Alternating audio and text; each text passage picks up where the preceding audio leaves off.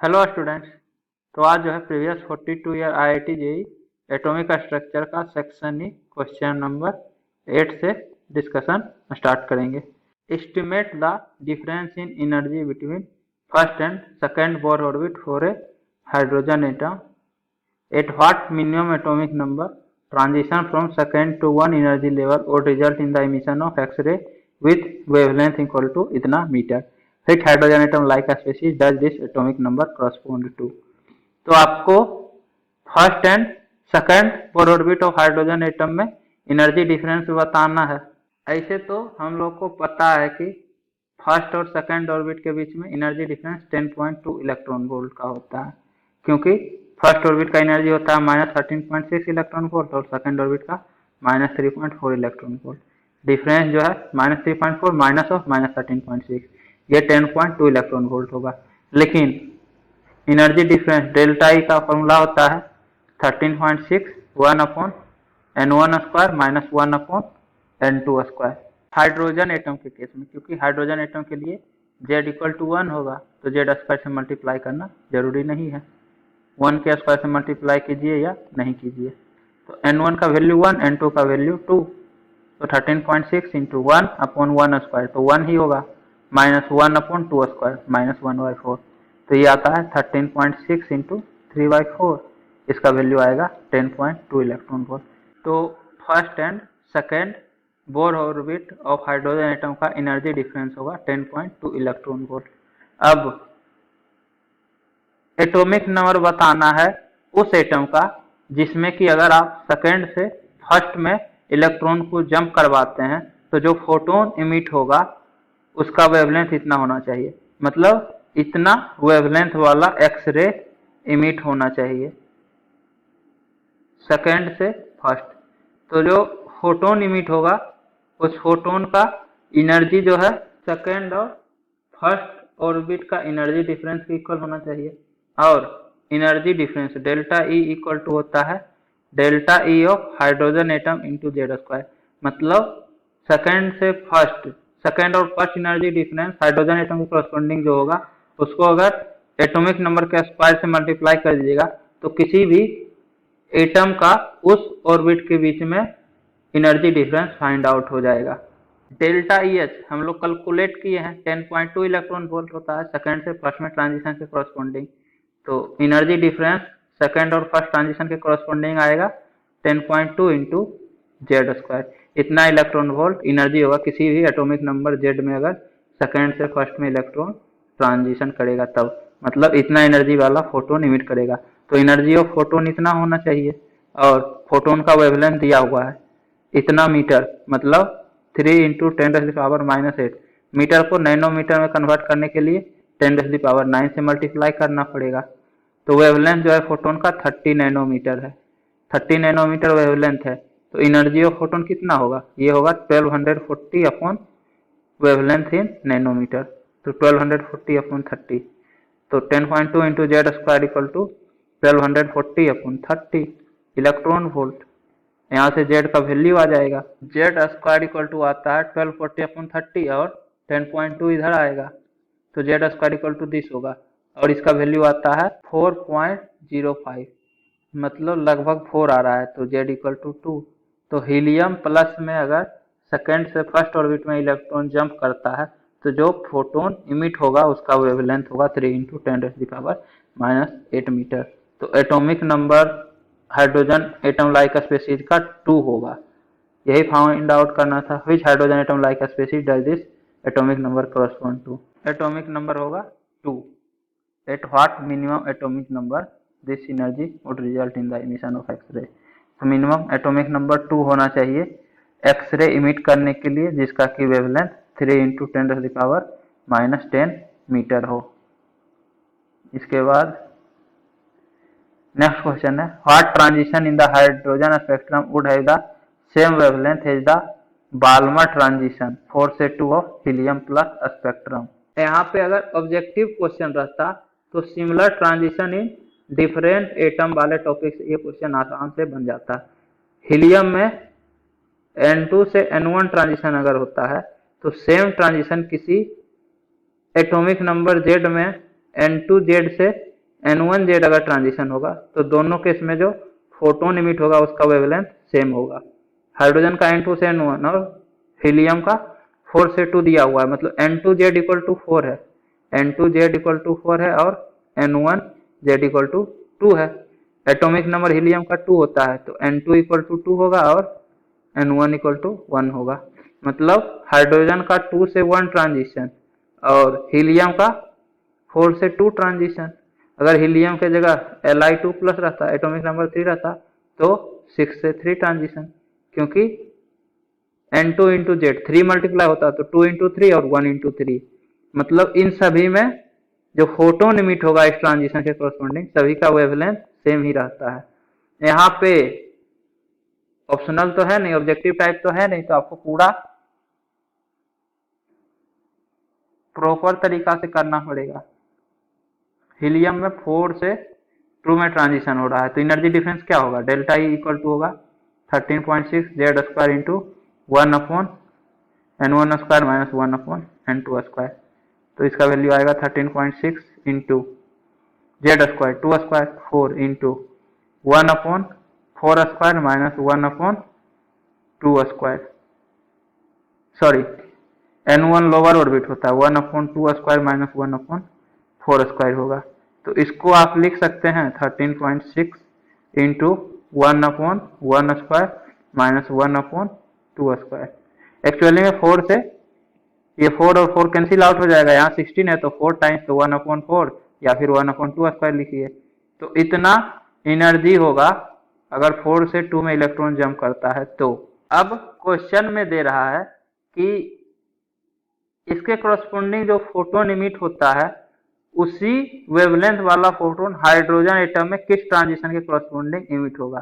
तो अगर same wavelength वाला फोटोन इमिट करना है तो एनर्जी भी सेम होना चाहिए।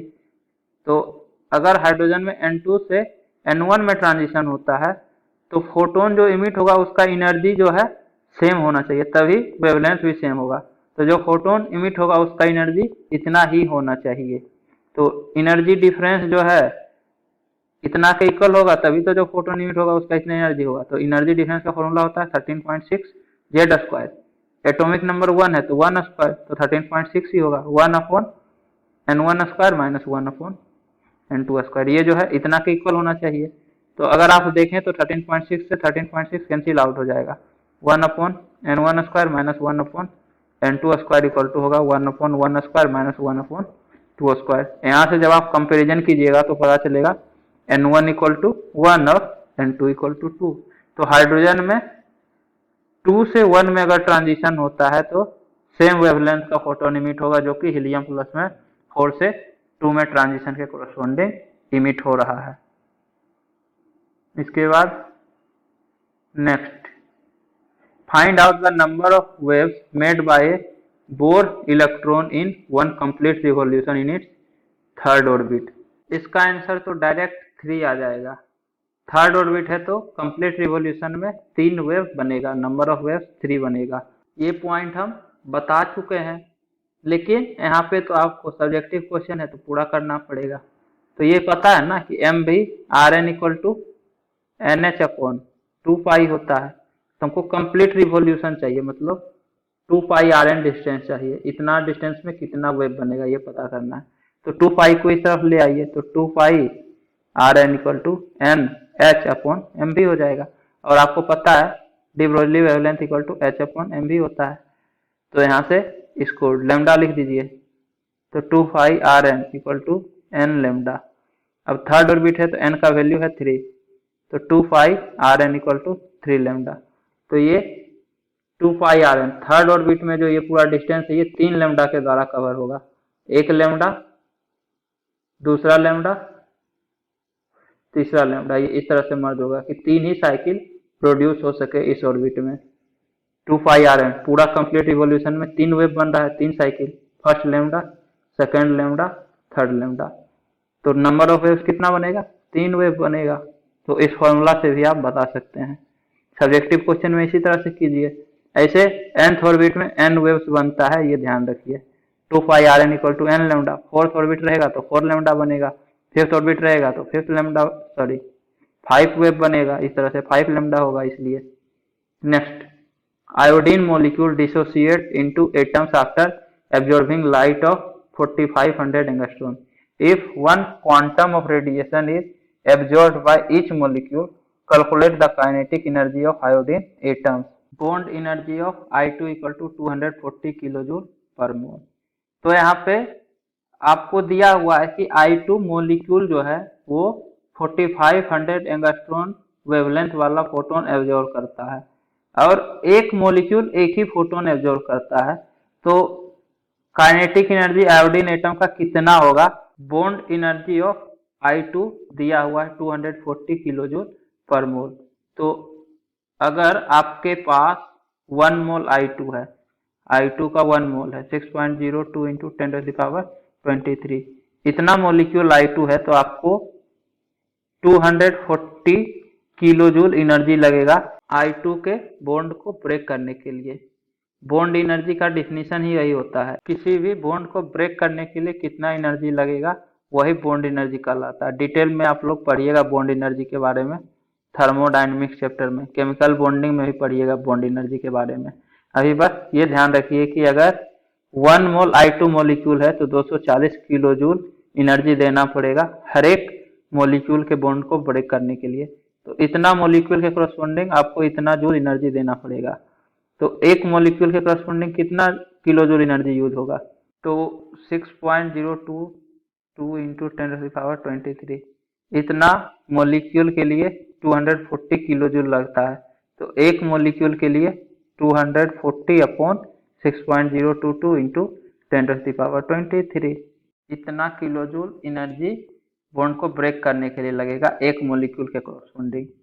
इसको जो है जूल में कन्वर्ट कीजिए, तो जूल में कन्वर्ट करने के लिए 1000 से मल्टीप्लाई करना पड़ेगा इंटू 1000। इसका वैल्यू आता है 3.984 इंटू 10⁻19 जूल। तो I2 मोलिक्यूल के बॉन्ड को ब्रेक करने के लिए इतना जूल एनर्जी लगेगा एक मोलिक्यूल के बॉन्ड को ब्रेक करने के लिए। और जो फोटोन एब्जॉर्ब होता है उसका एनर्जी आप निकाल लीजिए, तो एनर्जी ऑफ फोटोन होगा Hc अपॉन लैम्डा। वेवलेंथ दिया हुआ है 4500 एंगस्ट्रॉन, तो ये हो जाएगा 4500 इंटू 10⁻10 मीटर। SI यूनिट में इसको आप लिख सकते हैं 4.5 इंटू 10⁻7 मीटर। H और C का वैल्यू रख दीजिए, तो एनर्जी जो आएगा वो जूल में आएगा। H 6.626 इंटू 10⁻34, C 3 इंटू 10⁸ divided by wavelength in metre 4.5 into 10⁻7। Calculate करने के बाद एनर्जी ऑफ फोटोन आता है 4.417 इंटू 10⁻19 जूल। तो I2 मोलिक्यूल जो है इतना फोटोन वाला एनर्जी एब्जॉर्ब करता है, जिसमें से इतना एनर्जी तो बॉन्ड को डिसोसिएट करने में चला जाता है, बाकी जो बचेगा वो आयोडीन का काइनेटिक एनर्जी होगा।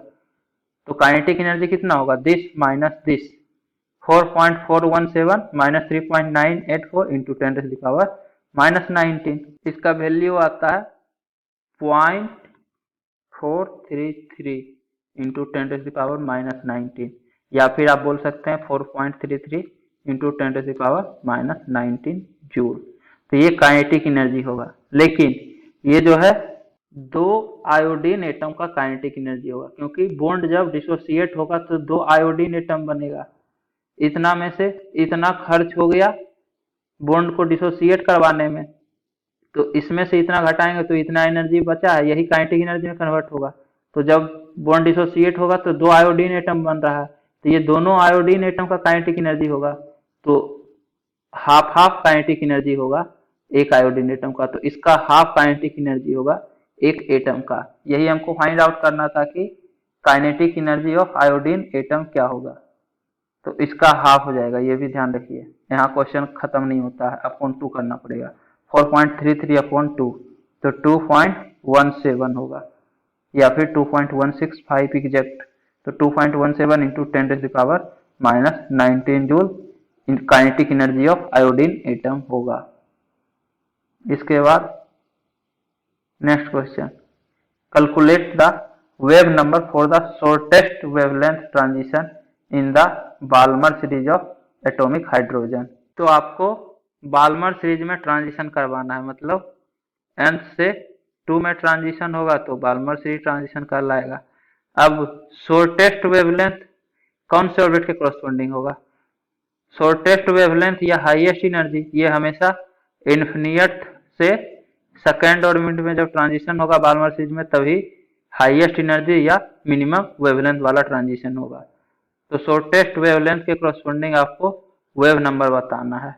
वेव नंबर का फॉर्मूला होता है वेव नंबर इक्वल टू